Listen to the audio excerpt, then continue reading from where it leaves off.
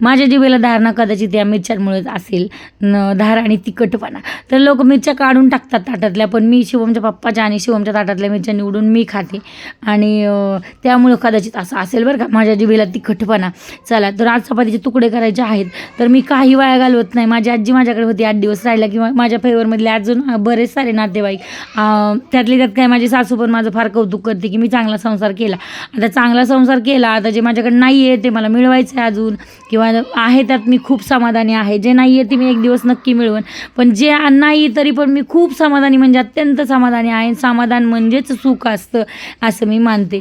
त्यामुळे मी अन्न वायाला कधी काही घालवत नाही आणि मला माज तर बिलकुलच नाही. एक बाई मला असं डायरेक्ट बोलली की म्हणजे माजलं आहे मला.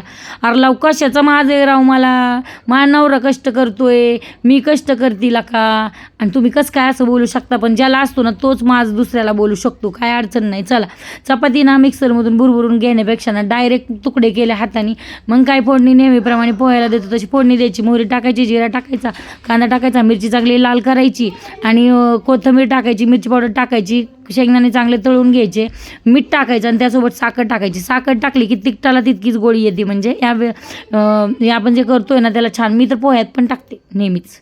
आणि आता खरं सांगावं तुम्ही, आत्ता एक आपल्याला म्हणजे काही लोकांना आलं आहे, आम्ही तर चपातीचा तुकडा पण वाया घालवत नाही. कधीतरी माझ्याकडून भात व्हायला जातो, कारण मग भात मी कबूतर वगैरे येतात पक्षी, त्यांना टाकतोय. पण लहानपणी याच चपातीच्या एका चपातीसाठी किती जीव तरसायचा. कारण पहिलं आमच्या तर, तुमच्या घरी माहीत नाही, पण आमच्यात रोज भाकरीच असायची. चपाती कधीतरी पाहुणे आले तरच खायला मिळायची.